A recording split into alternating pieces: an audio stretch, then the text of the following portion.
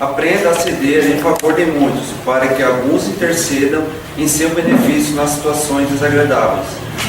Ajudem sem exigência, para que os outros auxiliem sem reclamações. Não encare o vizinho no seu modo de pensar. Dê ao companheiro oportunidades de conceber a vida tão livremente quanto a você. Guarde cuidado no modo de exprimir-se. Em várias ocasiões, as maneiras dizem mais do que as palavras. Refira-se a você o menos possível. Colabore fraternamente nas alegrias do próximo. Evite a verbosidade avassalante. Quem conversa sem intermitências cansa o que ouve. Deixe ao irmão a autoria das boas ideias e não se preocupe se for esquecido, convicto de que as iniciativas elevadas não pertencem efetivamente a você, de que vês que todo o bem procede originalmente de Deus.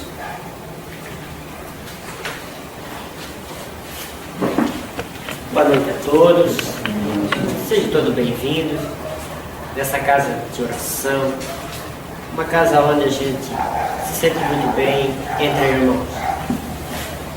Eu gostaria que pedir a todos, que a gente elevasse nosso pensamento, nossos corações ao alto, pedindo a proteção divina, pedindo ao nosso amigo Mestre Jesus, para que Ele nos assista essa noite, esteja conosco, e vamos agradecer pela oportunidade de estarmos aqui com saúde, numa noite maravilhosa, que nós possamos vibrar pelas pessoas que estão talvez enfermas, sem condições físicas de se deslocar até o nosso recinto, a uma igreja católica, a um templo evangélico, aonde quer que seja falado no nome do nosso Mestre Jesus.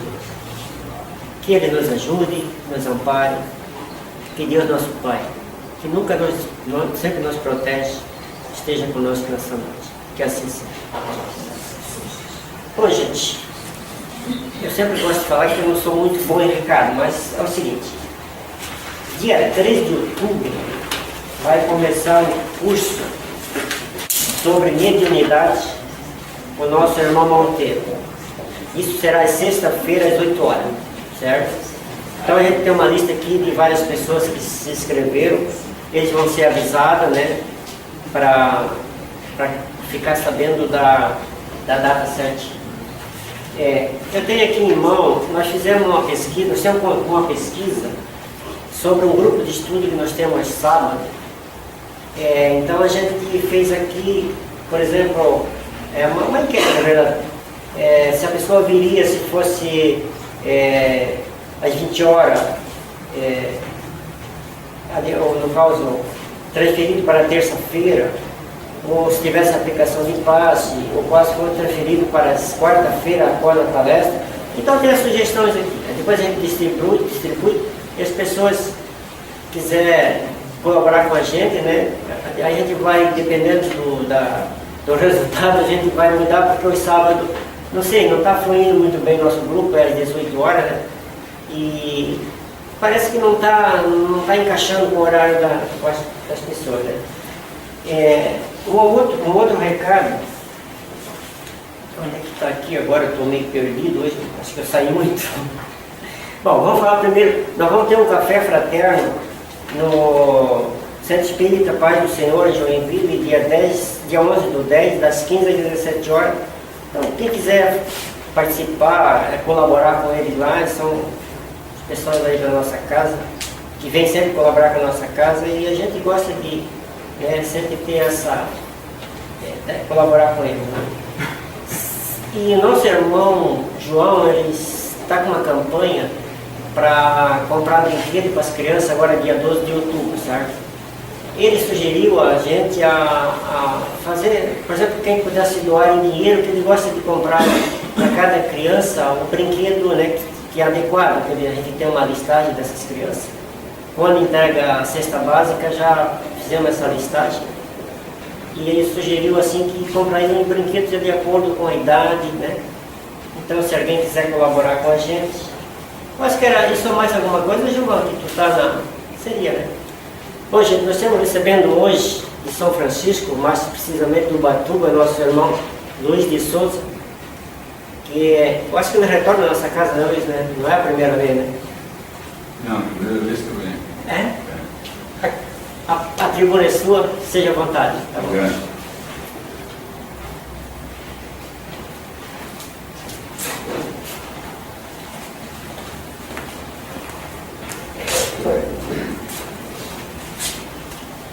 Eu vou tirar os seus papelzinhos para pegar o meu. Eu fiz uma bagunça, né?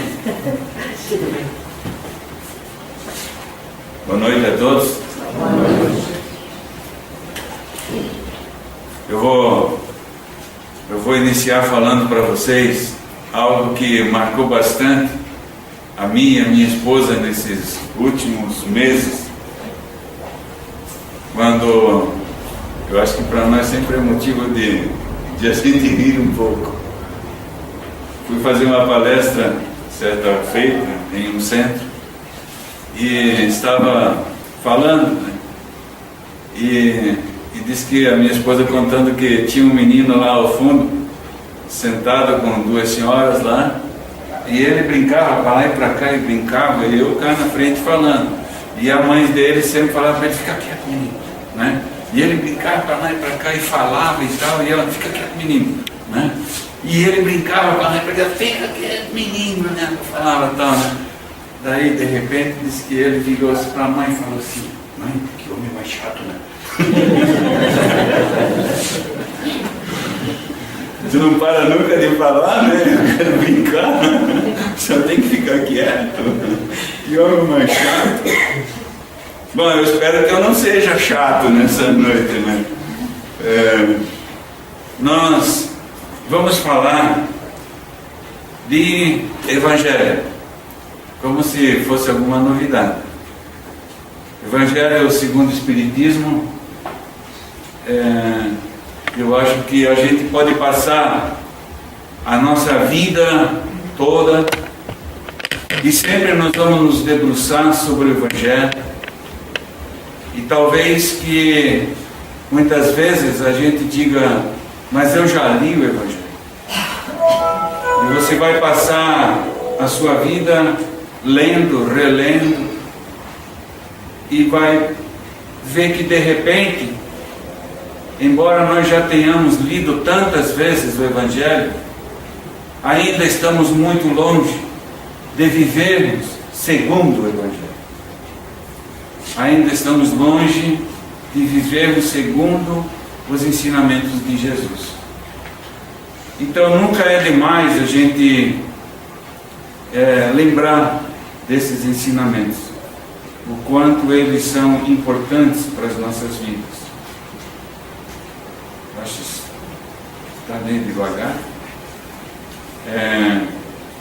Eu quero falar com vocês nessa noite sobre o perdão. Eu achei uma ocasião assim, um tema bastante interessante, quando me debrucei sobre essa carta de Paulo a Filemão. E pensei em dar um título aqui para essa ilustração nessa noite, falando para vocês da missão impossível. Eu daria esse título à nossa palestra, à nossa conversa nessa noite.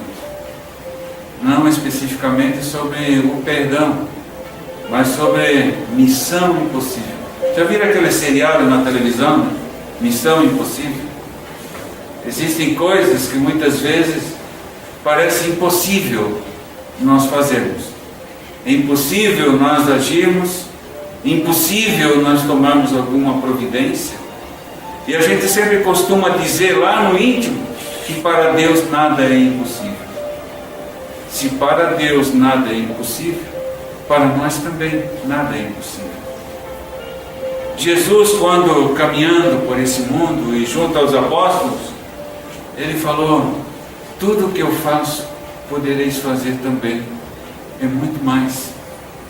Porque quando Jesus caminhava, muitas vezes entre nós mesmos que estávamos ali, vivendo aqueles tempos, e por isso ainda hoje, jornadeamos por esse mundo, em prova e expiação, reparando os nossos erros do passado, Jesus caminhava conversando com as pessoas e ele dizia: e podereis fazer muito mais.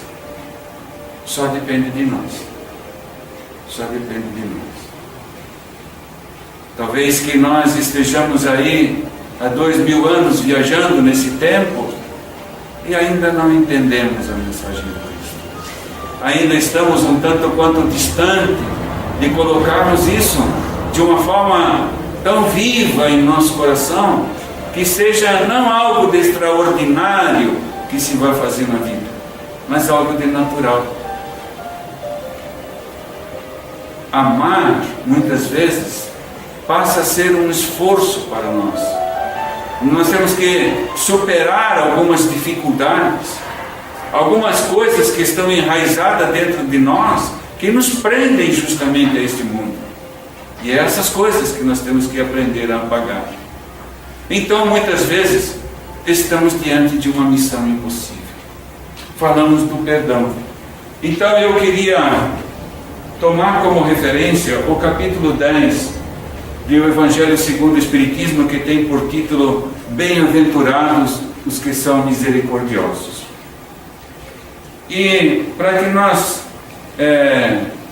possamos juntos meditar sobre aquilo que os Espíritos nos trouxeram através de Kardec e que Jesus nos trouxe desde antes, então tomamos como referência do capítulo 10 os itens 7, 8 e 14, que trata do perdão das ofensas. Eu queria compartilhar com vocês a carta que Paulo escreveu a Filemão.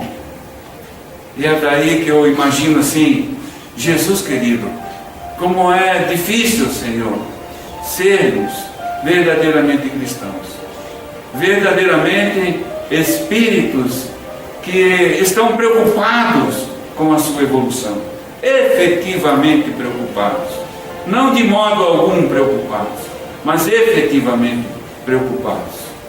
O quanto nós precisamos pensar sobre Filemão. O Evangelho segundo o Espiritismo, então, nos trata do perdão das ofensas, nos itens 7, 8 e 14. Eu quero compartilhar junto com vocês, não sei se dá para ler, todo mundo consegue ler, né? Se dá para ler, mas eu quero compartilhar isso com vocês. Talvez pudesse só dizer dessa carta, mas eu queria, palavra a palavra, compartilhar essa preciosidade com todos. Paulo, prisioneiro de Jesus Cristo, e seu irmão Timóteo, a Filemão, nosso muito amado colaborador. A Ápia, nossa irmã, a Arquipo, nosso companheiro de armas, e a igreja que se reúne em tua casa. A vós, graça e paz da parte de Deus, nosso Pai, e da parte de nosso Senhor Jesus Cristo. Não cesso de dar graças ao meu Deus e a lembrar-me de ti nas minhas orações. Ao receber a notícia da tua caridade e da fé que tens no Senhor Jesus, e para com todos os santos, para que essa tua fé, que compartilhas conosco, seja atuante e faça conhecer todo o bem que se realiza entre nós por causa de Cristo. Tua caridade, continua escrevendo Paulo a Filemão, me trouxe grande alegria e conforto, porque os corações dos santos encontraram alívio por teu intermédio, irmão. Vou fazer só um pequeno parênteses. Quando ele fala os corações dos santos, que somos nós aqui, ó. A igreja, a comunidade reunida, se chamava os santos. Somos nós aqui hoje, nessa noite. Nós, os santos, encontraram alívio por teu intermédio, irmão. Por esse motivo, se bem que eu tenha plena autoridade em Cristo para prescrever-te o que é da tua obrigação, prefiro apenas fazer um apelo à tua caridade. Eu, Paulo, idoso como estou aqui, Paulo já era adiantado em dias, e agora preso por Jesus Cristo. Venho suplicar-te em favor deste filho meu, que gerei na prisão, Onésimo. Ele poderá ter sido de pouca serventia para ti, mas agora será muito útil tanto a ti como a mim. Torno a enviá-lo para junto de ti, e é como se eu estivesse enviando o meu próprio coração. Para veja, ele está recomendando Onésimo a Filemão. Olha a importância das palavras de Paulo. Torno a enviá-lo para junto de ti, e é como se fora o meu próprio coração. Quisera conservá-lo comigo, para que em teu nome ele continuasse a assistir-me nesta minha prisão pelo Evangelho. Mas sem o teu consentimento nada quis resolver, para que tenhas ocasião de praticar o bem. Interessante, dar a outra oportunidade de praticar o bem. Eu posso fazer, mas eu quero dar a outra oportunidade de praticar o bem. Nós vamos meditar sobre isso. Em meu favor, não por imposição, mas sim de livre vontade. Se ele se apartou de ti por algum tempo, foi sem dúvida para que o pudesses reaver para sempre. Agora não já como escravo, mas bem mais do que escravo, como irmão caríssimo meu e sobretudo teu, tanto por interesses temporais como no Senhor. Portanto, se me tens por amigo, recebe-o como a mim. Se ele te causou qualquer prejuízo ou está devendo alguma coisa, lança isto em minha conta. Eu, Paulo, escrevo de próprio punho. Todos sabemos que dificilmente Paulo escrevia. Alguém escrevia por ele. Paulo ditava as cartas. Nessa carta ele diz, olha a importância. Paulo, escrevo de próprio punho.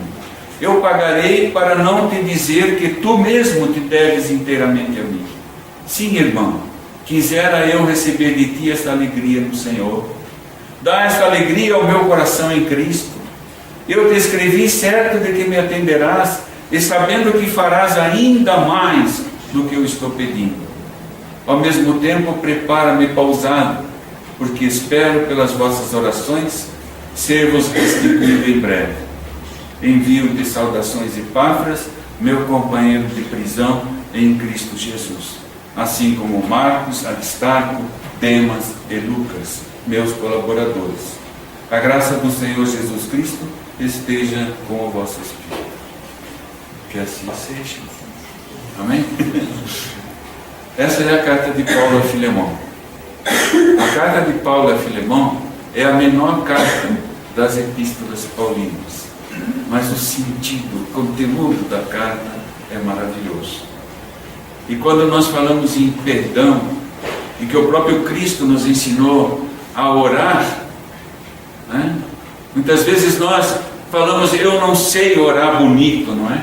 Eu até costumo falar, eu não sei orar bonito, mas o Cristo nos ensinou a mais linda de todas as orações. Ele nos ensinou o Pai Nosso, não é? Perdoa as nossas dívidas. Eu costumo dizer, à medida em que nós também perdoamos os nossos devedores, para que efetivamente tenhamos na nossa vida esse compromisso de perdoar, porque estamos assumindo um compromisso daí. À medida que eu também souber perdoar, perdoa, Pai, as minhas transgressões, as minhas dívidas, né? Aqui é um retrato de Rembrandt, e retratando assim São Paulo na prisão. Então nós vamos falar um pouquinho de Filemão. Quem era Filemão? Por que Paulo escreve essa carta a Filemão? Quem era Filemão? Filemão é um rico comerciante, muito abastado, e que vivia na região de Colossos. Ao que tudo indica, ele se converteu ao cristianismo ao tempo em que Paulo visitou a cidade de Colossos. E eles fundaram ali a igreja de Colossos, de onde se origina, a esse mesmo tempo aqui também, a carta aos Colossenses. E aliás, a carta a Filemão ela é uma consequência da carta aos Colossenses. Vamos entender um pouquinho mais. Na casa de Filemão, reuniam-se as pessoas. Naquele tempo, eles não se reuniam em igrejas, em templos, né? Como se reúnem as pessoas nos dias de hoje. Ainda mais em função da perseguição da igreja de Roma, né? Em consequência da perseguição de Roma aos cristãos. Então eles se reuniam em pequenas casas, reuniam-se em catacumbas. Isso faz tudo parte da história. Filemão era uma pessoa extraordinária de coração, e na sua casa surgiu a igreja de Colossos. É provável de que Paulo tenha visitado essa igreja quando ele esteve em Éfeso também, nas viagens de Paulo, né? E Paulo rende graças, na carta nós vimos isso. Paulo rende graças pela vida de Filemão. Dou graças a Deus pela tua vida, pela riqueza da tua vida, pela tua bondade, pelo teu carinho, pelo teu amor. Ele exalta as qualidades de Filemão. E veja, Filemão era um rico comerciante que vivia na cidade de Colossos. Além de oferecer sua casa para reuniões de culto, Filemão também sempre tinha uma palavra de ânimo, de coragem para todas as pessoas que dele se aproximavam. E Paulo lembra esses detalhes da vida de Filemão. Mas quando ele faz a carta, ele cita duas pessoas. Ele faz referência a duas pessoas. Ele faz referência a Filemão. Quem era então Filemão? Um rico comerciante da cidade de Colossos. Mas ele faz referência também a Onésimo. E nós vimos ali na carta. Quem era Onésimo? Quem era?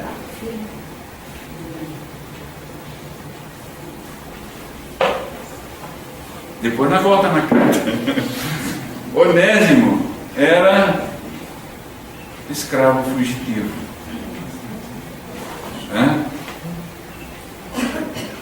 Ele gera Onésimo na prisão. Gerar como cristão, quer dizer. Tá? Ele ensina Onésimo sobre o cristianismo, né? Mas Onésimo era um escravo fugitivo. Tá? Então nós vamos ver isso aí. Onésimo era o nome de um escravo de Filemão. É provável que fosse um jovem muito talentoso, de muitos talentos. O exército romano, em suas excursões, muitas vezes pegava esses jovens talentosos, né? E ele encaminhavam para os lugares em que havia necessidade de pessoas com talento, principalmente jovens. E Filemão, então, por ser um rico comerciante, havia ali um jovem talentoso que poderia ajudá-lo muito nos seus negócios, mas na condição de escravo, evidentemente, né? Que esse era o Onésimo, então, escravo de Filemão. Nesta breve carta, Paulo não se apresenta como apóstolo. Ele não se apresenta ali como um apóstolo. Mas ele faz 5 menções de que é prisioneiro de Cristo. Interessante isso. Porque Paulo, ele estava na prisão. E ele diz assim: eu, prisioneiro de Cristo. Ele não fala prisioneiro de Roma, prisioneiro de Nero, né? Prisioneiro de Cristo. Porque é tão, eu acho assim, viva em nós aquela palavra em que Paulo disse assim: já não sou eu quem vive, mas o Cristo vive em mim. Então é como se ele se sentisse assim, prisioneiro do Cristo, né? Cristo o prendeu, né? Como ele também nos prendeu, como ele nos prende nessa noite, nos chama a atenção. Isso é prender a nossa atenção, né? Faz 5 menções de que é prisioneiro de Cristo. Onésimo, ao que parece, furtara algum dinheiro do seu senhor Filemão e fugira para Roma, né? Escravo de Filemão, ele furtou a Filemão, roubou alguns bens ali de Filemão e se mandou, como se diz, para Roma. Nesse caminho, ele já vivendo ali em Roma, aconteceu que Onésimo não conseguia trabalho, não conseguia uma forma de ganhar a sua vida, de ganhar o seu sustento. E envereda pelo mesmo caminho, ou seja, furtando, ele acaba indo para a prisão. Será que é por acaso que lá está Paulo, prisioneiro? Olhando pelo aspecto material da vida, nós diríamos então prisioneiro de Nero, fisicamente, né? Em espírito é como ele diz, prisioneiro de Cristo. Mas fisicamente, digamos, materialmente falando, prisioneiro de Nero. E eis que adentra aquele local de prisão Onésimo, escravo, preso porque furtou. Mas eles não sabiam da história passada de Onésimo. Furtou aqui em Roma. Pergunta: será que é por acaso que os dois se encontraram?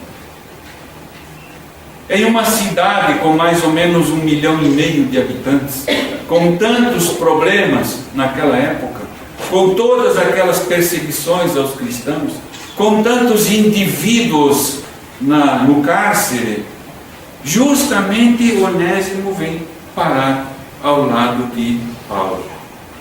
Justamente Onésimo.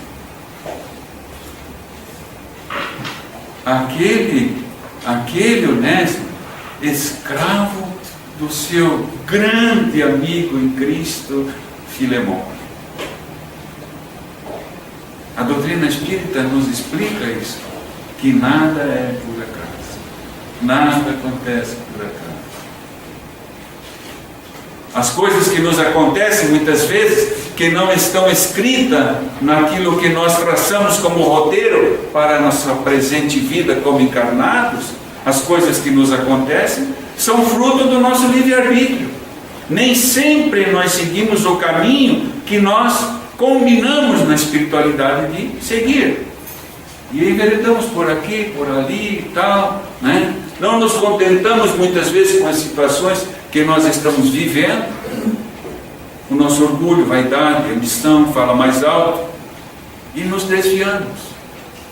Mas as coisas traçadas para a nossa vida, o principal daquilo que nós nos propomos a realizar, essas coisas haverão de acontecer.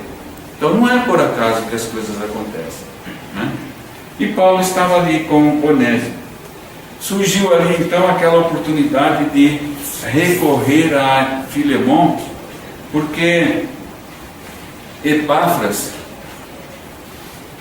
relatou a Paulo, através da vinda de Colossos, ele veio de Colossos, e teve a oportunidade então de visitar a Paulo, e relatou a Paulo as coisas que estavam acontecendo na igreja de Colossos. Embora todo aquele amor, todo aquele carinho, toda aquela dedicação de Filemão, a gente sempre costuma dizer assim que nós somos hoje aqui nessa noite muitas cabeças, né? E pensamos de forma diferente. Em algumas coisas nós sintonizamos, em algumas coisas nós já discordamos às vezes. E isso acontecia na igreja de Colossos. Naquele tempo, quando se falava, por exemplo, em circuncisão, em circuncisão, em todos aqueles detalhes, eu sou de Paulo e o outro é de Apolo e assim por diante, né? E Paulo dizia, eu sou de Cristo, né? Nós criamos divisões dentro da comunidade cristã em que vivemos. Ainda dentro de uma igreja, de um centro espírita, ainda assim nós criamos divisões, né? Eu gosto mais de fulano, da fulana e assim por diante, né? Havia contenda, a palavra disso é contenda, né? Havia contenda dentro da igreja de Colossos, havia divisões. E Epáfras vem a Paulo e fala, Paulo, a coisa lá está terrível. Você precisa fazer uma carta para aquele pessoal lá. Eu posso até ser o portador da carta, mas você tem que corrigir o que está acontecendo de errado lá em Colossos. E Paulo escreve a carta aos Colossenses.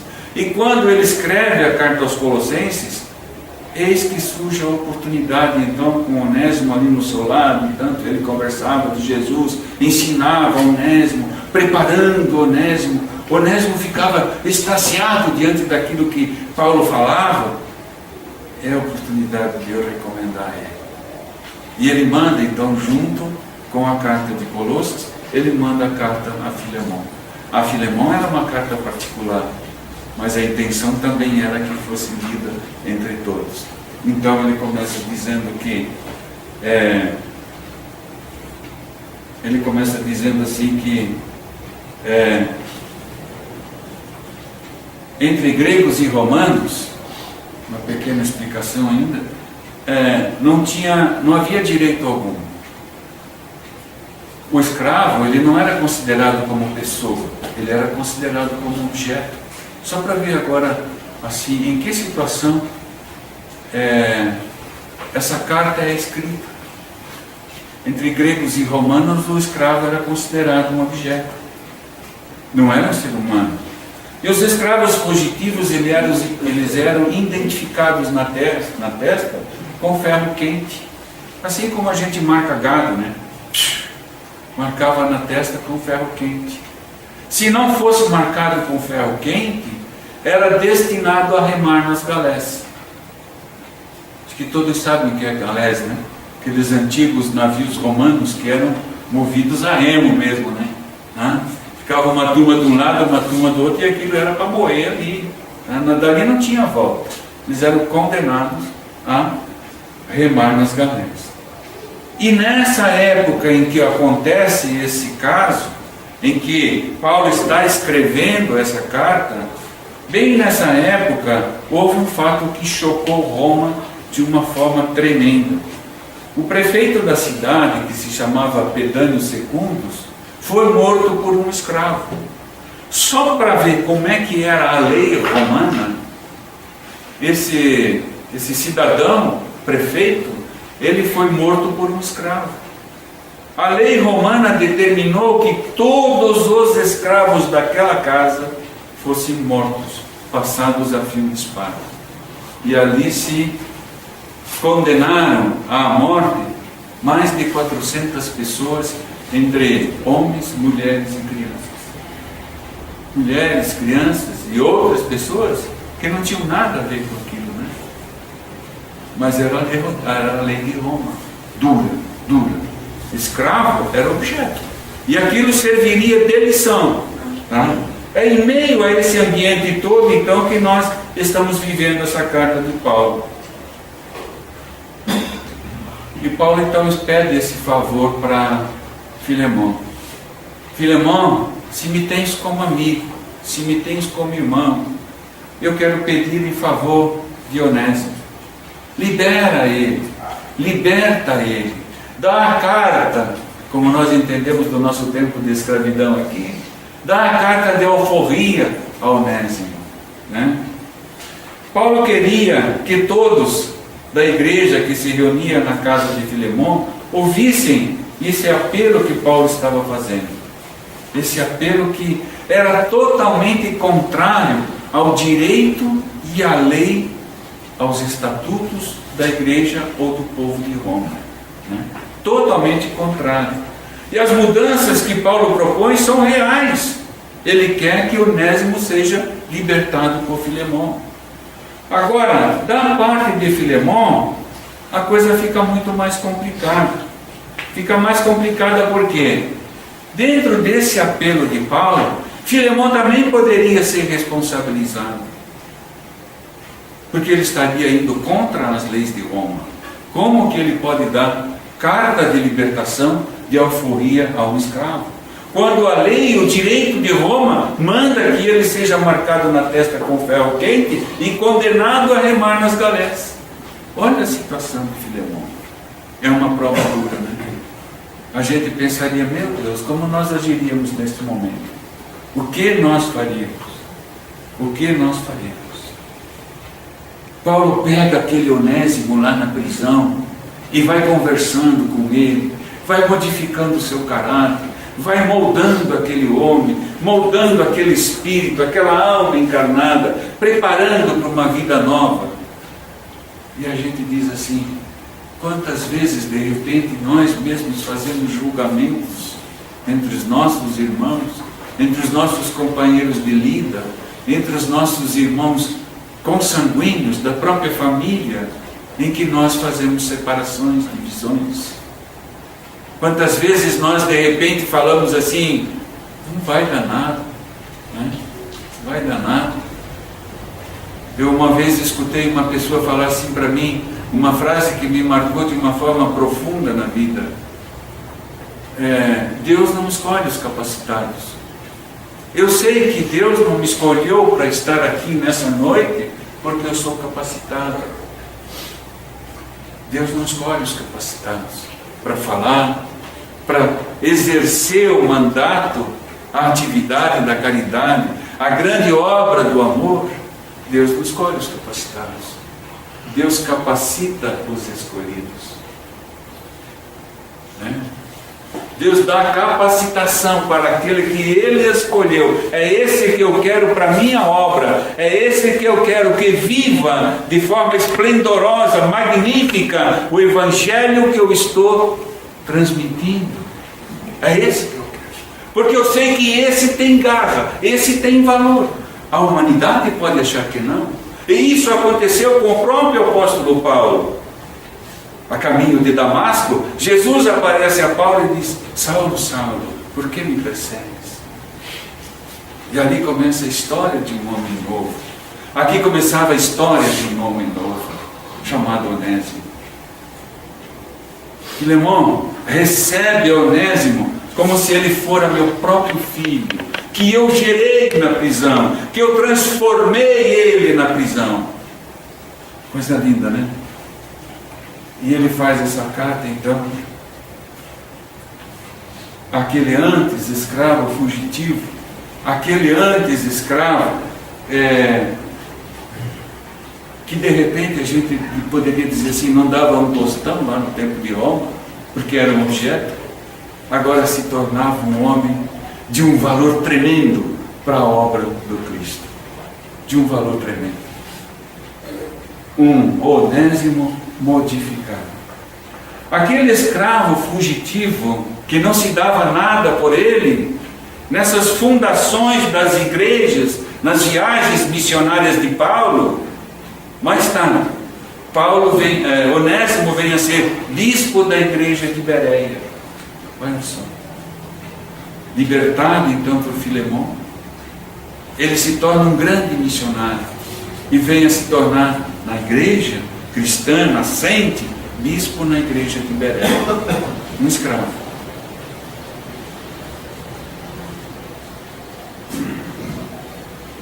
Eu acho que nós já começamos a viver uma situação nova na nossa vida, quando nós compreendemos que a nossa evolução, entre tantas coisas do mundo, ela se dá em dois fatores que eu considero de extrema importância: perdoar e interceder. Jesus nos disse: fora da caridade não há salvação, né? Amai-vos uns aos outros, tanto quanto eu vos amei. Como é que nós podemos amar, cumprir esse ensinamento no Cristo, se muitas vezes nós carregamos mágoas, tristezas, ressentimentos em nossos corações? Tudo nasce daí. Tudo nasce daí. Nós temos que olhar cada pessoa, cada alma, como irmão em Cristo nosso. Como diz Paulo, recebe a mim como se recebe a Onésimo como se estivesse recebendo a mim mesmo. E eu sempre penso que eu quero o melhor para a minha vida. Eu quero me sentir bem, eu quero me sentir em paz, eu quero me sentir tranquilo. Se eu quero tudo isso para mim, em primeiro lugar, eu tenho que desejar para o meu semelhante. Se eu não desejo isso para o meu semelhante, eu não sou do Cristo. Paulo faz essa pergunta: és tu do Cristo? Não, eu não sou. Então eu tenho que começar a trilhar esse caminho cristão por aí, saber perdoar. E quando eu perdoo, eu tenho que saber interceder também. Pedir: Senhor, ilumina ele, ilumina ela. Dá carinho, Senhor, dá entendimento. Dá um renovo, Senhor, para que aquela pessoa, aquela vida, tenha uma vida transformada, tenha uma vida renovada. E quando eu falo isso com sentimento, eu estou intercedendo. Não estou falando por palavra, mas é o meu coração que fala, porque eu perdoei. E tem muita gente que ainda diz assim, eu perdoo, mas não fala mais comigo, né? Não aparece mais na minha frente. Eu perdoo, mas não quero ter mais, né? Quer dizer, por mais que você de repente até entenda mais ou menos o que é o perdão, na verdade você não perdoou. Você carrega mágoa, tristeza, ressentimento. E eu fico imaginando, meu Deus, que missão impossível de ser realizada era aquela. Porque o próprio Filemão poderia ser processado por Roma e perder todos os seus direitos de cidadão romano. Ele era contra a lei. Um rico comerciante que de repente perderia tudo. Tudo. Ele fala, não, Paulo pediu, eu o recebo como filho meu. E ele acolhe esse Onésimo maravilhoso. No livro Florações Evangélicas, Joana de Anjos nos diz que perdoa e intercede ao Senhor por aquele que te ofende. Ouvida todo o mal e ama-o assim como ele é. Se a gente olhar para dentro de nós, gente, quanta coisa nós temos. É que nós não conseguimos muitas vezes olhar para dentro de nós. Nós ficamos só reparando no que tem o nosso irmão, no jeito dele, na maneira de falar dele, no comportamento dele, nas atitudes dele, da forma como ele senta à mesa. Nós só julgamos, não nos julgamos a nós mesmos. Então, primeiro, vamos nos julgar a nós mesmos e vamos nos perdoar pelos nossos erros. Temos que aprender a nos perdoar. E temos que interceder por nós mesmos. Olha só que interessante. E temos que interceder por nós mesmos. Quando eu intercedo por um amigo meu, por uma pessoa conhecida, por uma pessoa que eu não conheço, por um companheiro de trabalho, pedindo a Deus que ilumine, eu também tenho que pedir, Senhor Deus, me ilumina. Me perdoa pelos meus erros. E me ilumina. Interceder por mim mesmo. A falta do perdão te deixa acorrentado ao passado e te impede de viver melhor o presente. Se nós não soubermos perdoar, nós vamos ficar aqui ainda. Mundo de prova e expiação, passando a terra por um processo em direção a mundo de regeneração. Mas se não soubermos perdoar, a nossa escala evolutiva está aqui ainda. Em Filipenses ele escreve assim, nosso querido Paulo nos escreve assim, esquecendo-me das coisas que atrás ficam e avançando para as que estão adiante de mim. Essa frase eu acho de uma importância tremenda para a nossa vida. Avançando para as que estão adiante. Esquecendo-me das coisas que atrás ficam. Por quê? É passado. É aquele fato que aconteceu ontem. Ontem foi ontem, hoje é hoje e amanhã é amanhã. Né? Aconteceu com Onésimo. Ontem ele era um escravo fugitivo. Hoje ele era bispo de Berea. Transformado, vaso renovado pela dedicação de Paulo. A nossa vida tem um propósito. Só compete a nós alcançar esse propósito que nós traçamos há muitas e muitas jornadas já. A minha vida tem um propósito. A sua vida tem um propósito. O propósito é comum a todos nós. Sermos espíritos perfeitos, anjos, espíritos celestiais. Para isso Deus nos criou. E essas pequeninas lições são tão pequenas que nós temos que guardar no nosso coração, viver ela no nosso coração, porque ela é lição pequena. Será que não sabemos fazer lição pequena? Nós temos muito maiores desafios pela frente na nossa evolução, muitos maiores desafios. Eu queria compartilhar com vocês um pequeno vídeo que fala bem isso. Quando a gente diz assim, não, eu não consigo perdoar, eu não consigo. Por mais que eu queira, eu não consigo perdoar. Por mais que Filemão quisesse, né? De repente, ele não consegue perdoar. Mas Filemão perdoou. Mas vamos trazer isso para os nossos dias. Numa situação bem real, daquela que diz assim, não, eu não consigo perdoar. Eu queria compartilhar esse videozinho com vocês, essa história. Tá?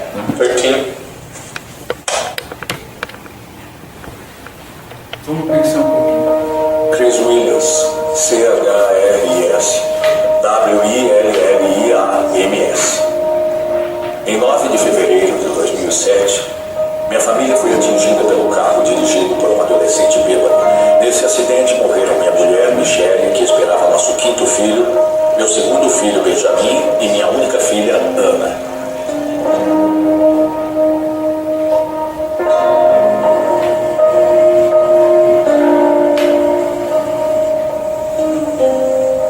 Para nós, aquela era uma sexta-feira normal. Nos divertimos bastante. Fomos jantar fora. Meu filho mais velho tinha saído com os amigos.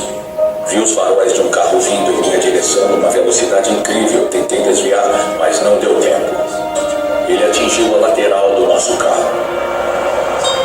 Olhei à minha volta e vi minha mulher. Vi seu último suspiro e tive vontade de gritar e chamá-la de volta.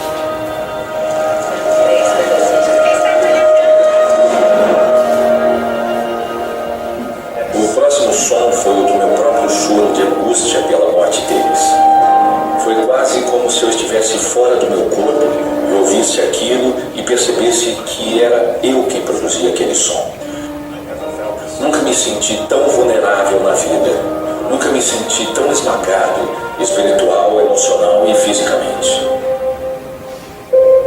Quem tem filho adolescente fora de casa depois da meia-noite fica apreensivo quando toca o telefone.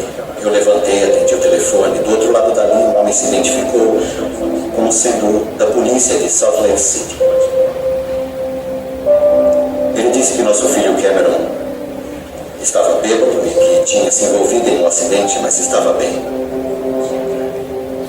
Ele disse que nesse acidente 3 pessoas morreram.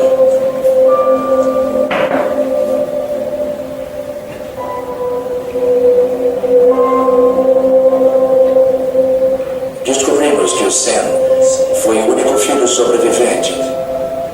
Então fomos para o hospital universitário, onde a família do Chris estava. Mesmo nessa hora em que todos estavam chorando, e ele, Chris, estava em uma maca com o pescoço imobilizado, uma das primeiras coisas que ele disse foi: como está o rapaz que dirigia o outro carro? Nos primeiros meses depois do acidente, acho que o que senti foi um choque inicial. O choque de ver que uma parte imensa da minha vida tinha desaparecido. É uma situação extremamente difícil a de ajoelhar-se com vontade de falar com o Pai Celestial quando a gente está se sentindo tão sozinho e angustiado. Essa é uma conversa interessante. Ele não tenta fazer a gente se sentir melhor imediatamente. Primeiro ele escuta. Achei que isso ajudou muito. Ele permitia que eu desabafasse a raiva, mas inevitavelmente voltava a ensinar-me as coisas de seu Filho Jesus Cristo. Quando eu ficava com raiva ou sentia-me muito sozinho, não canalizava isso para o causador do acidente. Canalizava para o Salvador. Quando olhei pela janela do carro, vi o carro que nos atingira virado. Eu ainda não sabia nem compreendia o que tinha acontecido, nem quem fizera isso conosco, nem qual era a situação. Só me lembro de sentir que eu precisava deixar isso tudo para trás. Podemos lidar com os problemas, com as situações e o sofrimento como Jesus lidaria. Ou podemos lidar de alguma outra forma. Acho que Chris aprendeu isso cedo na vida.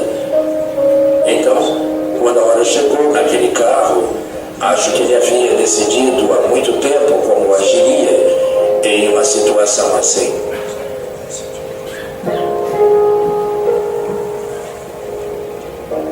Há mais ou menos um ano, o Chris e o Cameron se conheceram e conversaram pela primeira vez. Quando eu o conheci, estava numa sala e ele entrou com um grande sorriso. Eu não estava sorrindo porque ia conhecer a pessoa a quem eu fizera isso. Ele veio e apertou a minha mão. Ele estava disposto a falar do acontecido e do que sentia. O Chris disse as coisas que o Cameron precisava ouvir sem medir as palavras. E ele disse o que sentia e o que isso significava. Ele quer que eu deixe o que passou para trás. Quer que eu escolha uma data e esqueça o acontecido e siga em frente. Deixe isso para trás completamente. Não dá para explicar. É um sentimento imenso de gratidão, de força, que sinto quando o vejo e quando vejo como ele agiu nisso tudo. Fomos ao funeral. E depois um de nossos vizinhos, que também esteve presente, veio para mim e perguntou: você já leu o artigo sobre o Chris? O artigo era sobre o perdão. Uma emoção intensa me dominou. Foi como se uma torrente lavasse o desespero da minha alma.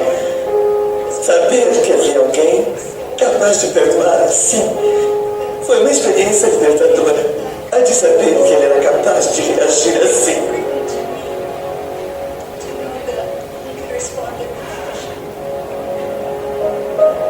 A ideia e o sentimento que eu expressei quando conversei com o Cameron foi simplesmente este. Se ele aprendeu alguma coisa com tudo o que ouviu a meu respeito depois do acidente, isso foi obra do Salvador, agindo por meu intermédio. Só o que fiz foi deixar-me servir de instrumento através do qual o Espírito, o exemplo, o conhecimento, a inteligência e a luz do Salvador pudessem brilhar. A verdade é que só o que tive de fazer foi não atrapalhar.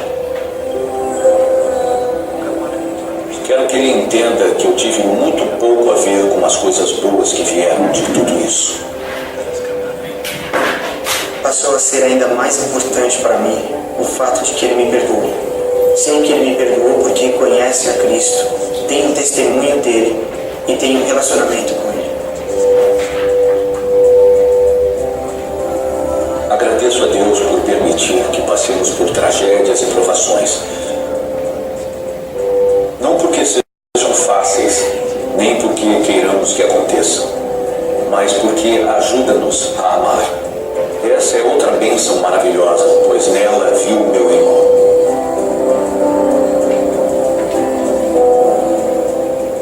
Foi para conhecer o homem de dores, experimentado em sofrimentos, como eu conheço, que estou aqui.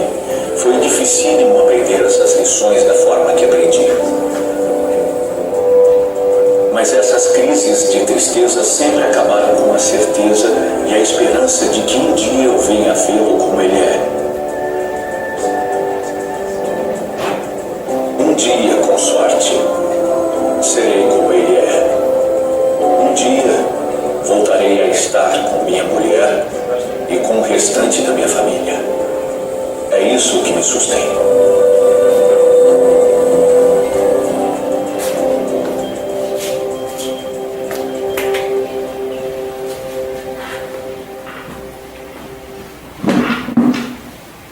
Então, queridos irmãos, nós vimos aí uma história que mexe com as nossas vidas, que mexe com o nosso coração, com os nossos sentimentos.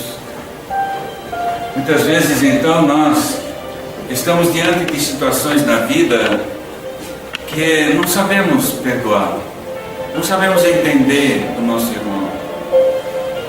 Eu queria dizer ainda que as coisas que nos acontecem as mais das vezes não são coisas tão difíceis de perdoar, não são missões impossíveis, são pequenos arranhões, na nossa estrada da vida. E se nós não soubermos perdoar pequenos arranhões, não saberemos perdoar aquilo que efetivamente fere. E perdoar pequenos arranhões nem poderíamos dizer assim, é levado em conta pelo nosso Senhor. Porque é coisa simples, tão fácil. Perdoar um olhar, perdoar uma ofensa num balcão de mercado, né? Que aquela caixa nos disse, que o atendente do banco nos falou. Não, eu não perdoo aquele jovem, né? Não perdoo o que ele me disse. Isso foi ontem, foi hoje de manhã, hoje é de tarde, assim por diante. A vida continua. Mas tem coisas que são tão profundas e marcam, e são essas, que são aquelas que serão registradas na nossa história espiritual, tá? Perdoar pequenos arranhões deve ser coisa corriqueira na nossa vida, tão simples, tão fácil, que nem nos lembramos do que aconteceu, nem nos lembramos. Passou, vento que passa, vento que leva, passou. Perdoar e interceder. Que Jesus nos abençoe, que Jesus nos proteja, nos guarde, e que fique em nossos corações essa mensagem dessa noite, do valor do perdão.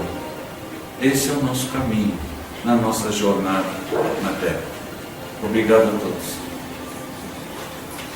Bom, gente, nós ainda estamos com 4 minutos. Se alguém quiser dar alguma colaboração, alguma pergunta, nós temos um tempinho ainda. O Luiz, ele pode nos atender. Vocês podem confiar assim em gente mais pequena que não tem problema, tá?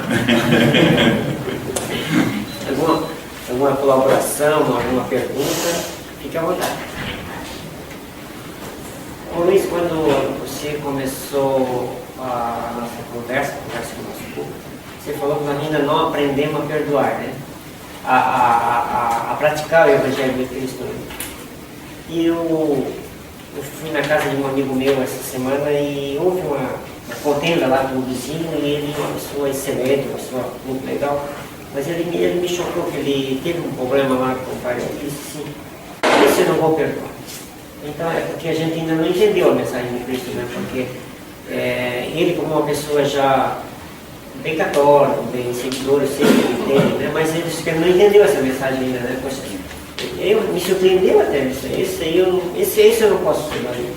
Pode sim, mas eu não quis, né?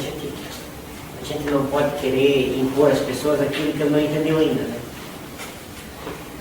Às vezes dentro da nossa própria comunidade, né? Dentro do nosso próprio centro, às vezes, nós ficamos ressentidos por coisas tão pequenininhas, tão simples demais na vida, que é aquilo que a gente diz assim: não simpatizo muito com o presidente lá, ele tem umas ideias lá que não bate comigo, né? Não fecha comigo, né? Ou o dirigente do grupo mediúnico, ou vai por aí afora. Nós sempre estamos achando defeito em alguém. E aí, eu falava para minha esposa esses dias assim, a gente acaba de repente pulando de galho em galho, né? Aí você frequenta um tempo um centro, um tempo outro. Já viu quanto tem de gente fazendo isso? Né? Aquela pessoa não veio mais, ela está frequentando o centro tal lá. Por quê? Porque alguma coisa não bateu, não fechou com o dirigente do grupo, né? E assim por diante, né? São coisas tão pequenininhas, tão simples, tão banais. Nós temos que aprender a conviver com essas diferenças na nossa vida. E quando nós estivermos que nem ali na situação do Cristo, ou como na situação de Onésimo e Filemão, vivendo grandes diferenças, como nós agiremos então, se não administramos as pequenas? E é um exemplo de um perdão mais difícil, né? Mas não muito difícil. Muito difícil. Alguma pergunta, gente? O grande problema hoje seria, assim, há muita cultura de dor e ódio, né? Você abre o jornal, você vê coisa que vai te deixar revoltado. É difícil hoje por causa disso. Nos anos 70 você não tinha tanta comunicação, então as coisas aconteciam, você adorava todo mundo, tudo perfeito. Hoje não, você entra na internet, você vê um rapaz que espancou um cachorro em tal lugar, né? Você pode ver mais. Então hoje é difícil ser assim. É difícil você não ter esses arranhões. É muito difícil. Também a gente de repente poderia dizer assim: eu vejo por mim mesmo, nos tornamos de certa forma comodistas, eu acho. como eu falei ali um certo trecho da nossa conversa, nós temos que nos examinar, né, e falar para Deus: Senhor, corrige-me, né? Então nos tornamos às vezes muito comodistas. Aí chega em casa do trabalho, liga a televisão, lá está aquele jornal que você falou, né? Pegamos hoje em dia, tem aquele tal de celularzinho que a gente não larga e fica só assim, para ver o que está lá no Face, né? E aí tem esses retratozinhos do cara que fez isso, que fez aquilo e tal, e tá lá, né? E se nós colocássemos, por exemplo, no notebook ou na televisão, que hoje em dia essas televisões têm lugarzinho para botar um pendrive ali, né? Você colocar uma mensagem evangélica, uma mensagem de Jesus, né? E senta no sofá e vai meditar, uma palestra do Haroldo Dias, né? Mas, né? Então a gente se liga a coisas tão banais, né? Quando tem coisa muito mais bonita para a gente ver. A gente teria que fortalecer mais assim a ideia de que é incrível pensar assim, qual a utilidade disso? Eu pensar assim, ele vai ter a oportunidade dele. É uma forma de perdoar assim, superficial, né? Ele está fazendo isso, vai ter um efeito. Ele está causando e vai ter um efeito. Então é uma forma de perdoar. Não, eu quero que ele vá preso, eu quero que ele melhor. Mas pensar assim, mais suave, né? Justamente aí vem aquela questão do perdoar e interceder. Ao mesmo tempo em que de certa forma é necessário que haja a justiça, né? Existem as leis do mundo e as leis espirituais, né? As leis de Deus. Mas é necessário que se faça a justiça, né? Porque também se não houver a justiça, imagina que bagunça que fica o nosso mundo, né? Então, mas ao mesmo tempo em que se faz a justiça de uma forma correta, nós oramos e intercedemos a Deus por aquela pessoa, né? Mais ou menos isso aí, né? Bom, gente, nós dois, muito obrigado, nós agradecemos do fundo do coração. Obrigado a vocês. Eu acho que todas as palestras são boas, mas aquela que fala de Cristo, eu acho que é uma das melhores palestras que a gente pode assistir. Falar do nosso irmão maior é sempre prazeroso e como o senhor falou no início, o irmão nosso falou, a gente sabe de tudo isso, mas tem que repetir sempre para a gente fazer se a gente pratica, né? Saber é uma coisa, praticar é outra. Então, bom, gente, nós agora vamos passar para o trabalho do passe. O nosso passe, ele é aqui no salão agora, né? Não é obrigatório. Quem quiser se retirar, tiver algum compromisso, não tem problema nenhum, né?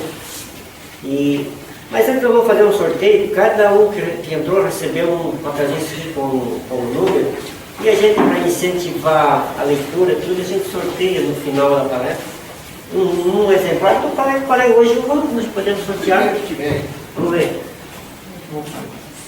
Aqui, ó, o livro dos Espíritos. É bem sugestivo, né? Hoje eu quanto que é aqui esse papelzinho aqui, viu? Tem uma pesquisa para fazer. Pesquisa. Então nós vamos sortear o livro dos Espíritos. Nós temos aqui um saquinho com nossas pedrinhas.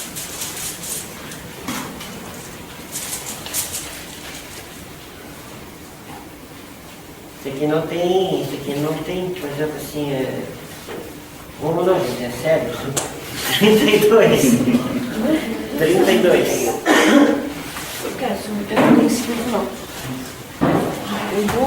Boa leitura. Obrigada.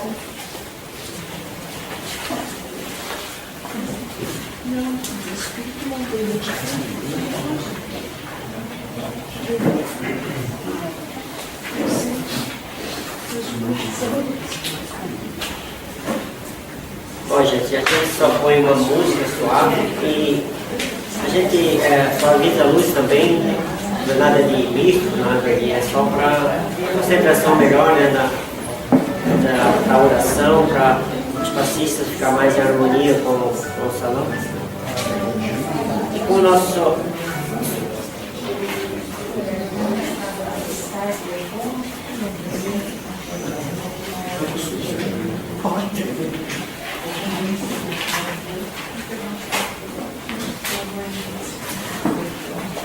Bom, gente, para que nosso passista entre em sintonia com a espiritualidade maior, para que nós, nessa hora de uma oração, fomos atendidos nas nossas necessidades. O passe é uma transmissão de energia, para que isso se torne mais fácil, que a espiritualidade nos assista, nos atenda, façamos uma oração.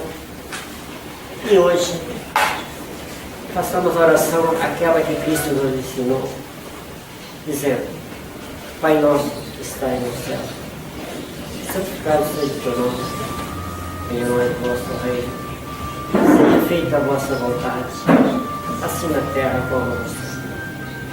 Ó nosso Deus, hoje, perdoai nossas dívidas, assim como nós perdoamos a quem nos tem ofendido. E não deixeis cair em tentação, mas livrai-nos do mal, que assim seja.